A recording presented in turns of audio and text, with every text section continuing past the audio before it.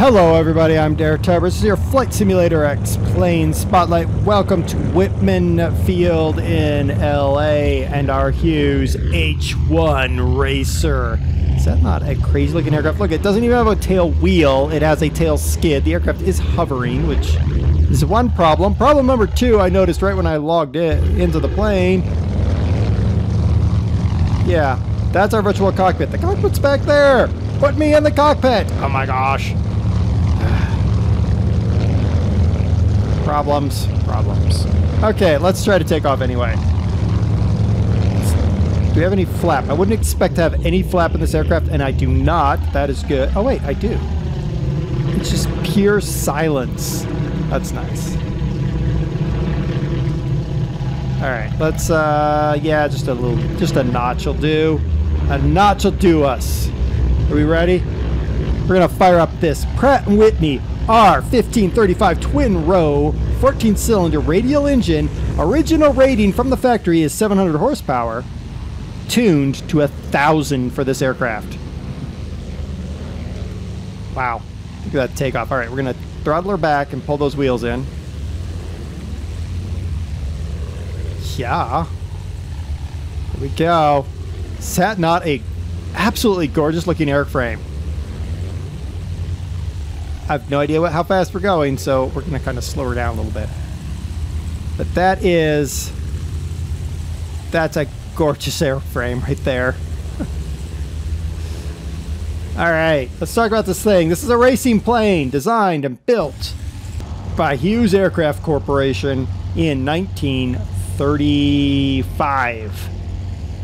Set a world airspeed and transcontinental speed record. Was the last aircraft built by a private individual to set the world record. Conceived out of the common interest of Howard Hughes and Glenn Odekirk, who met on the set of the movie Hell's Angels. Design studies began in 1934 using the Caltech wind tunnel. And as you can see, whoa, hello, woo. As you can see, streamlining was the key to this plane. Created a very clean, very elegant airplane. This aircraft, they used individually machined flush rivets to keep the aluminum skin completely smooth. Used retractable landing gear, and notice our retractable tail skid. Our tail skid retracted, so we're completely flush. This aircraft had two sets of wings. You only see one, don't you? You just see that one. Yeah. Had two. It has a short air racing pair and a long cross-country pair. So you just took the wings off when you decided to go racing. How's that for insane? It's beautiful. First flight, 13 September 1935. Broke the land plane speed record with Hughes himself at the controls, clocking 352.39 miles per hour. That's 567.12 kilometers an hour. 19 January 1937, she broke the transcontinental speed record non-stop, LA to New York City. 7 hours, 28 minutes, 25 seconds with an average speed of 322 miles an hour. That's 518 kilometers an hour. She was featured in the 1940 RKO radio picture movie, Men Against the Sky. It is a beautiful looking aircraft. Is that not amazing? A man said, I want the fastest plane in the world. And he made it.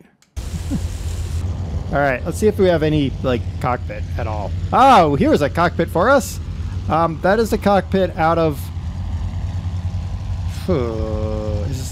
which aircraft is this out of? I love the airspeed is like, oh my gosh, you're going to go over speed at 220 knots. Well, guys, the aircraft could run up to 352 miles an hour, 566 kilometers an hour. Just get the different cockpit. Which plane? This is from a default aircraft, isn't it? Somewhere. R258Y. Whatever. All right, so that's one. Two is radio stack. Three, GPS. Okay, our airport is back this way. Let's just kind of swing around. Oh, Whitman Airfield is down there. Oh, it's over there. Okay. So sort of like this. Okay, good. 4 is, there's a throttle. 5. Okay, 6. Okay. So, exterior-wise, this aircraft is gorgeous. Just a gorgeous looking aircraft to do this little flyby thing going on here. Just a beautiful looking plane. Unfortunately, the model doesn't include a true virtual cockpit, and that's tragic in my opinion. Also, the gauges on the gauge bit they gave you, ridiculous. You can't put an airplane that maxes out at 220, you can't put that gauge in an aircraft that maxes out 352 or more. I mean, that's insanity. Still, if you're looking for an insane racing plane, a beautiful looking aircraft to grace your hangar, so that you can get it out and just fly around looking at it, just going, oh, look at its beauty. I mean, this plane would probably fit that bill pretty darn well. Back from the heyday of air racing, setting airspeed records, and just that old, you know, man or woman against the rest of the world. I don't know what I'm saying at this point. Let's try to land this plane. It's probably going to kill us. Now, a gentleman made a reproduction of this. He built it by himself. It was here in the late 90s or early 2000s. It was so perfect. So beautifully perfect. The FAA themselves called it the H-2. This is the H-1. The FAA was so impressed by this guy's aircraft, they gave it the designation H-2. Can you imagine building an aircraft like that? Unfortunately, flying back from the air show, I can't remember its name now, that's in Wisconsin. I am a gibbon that I can't remember its name.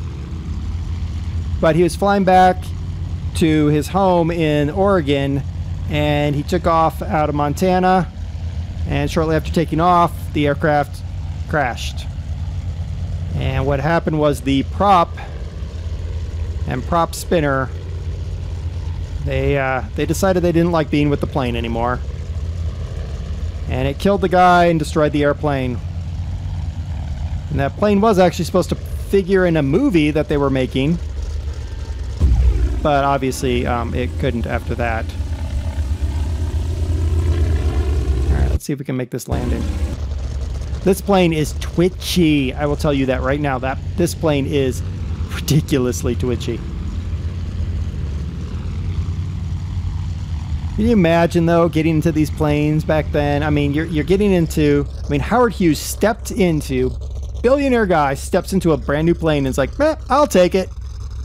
Yeah. He actually did run it out of fuel on that flight, that record-setting flight, and he crash-landed it, and then they dug it out and fixed it, and he said it could go faster. It's like, that man was crazy, but a genius at the same time. Let's put her down. There we go. Nice. See if we can stop the aircraft without doing a noser.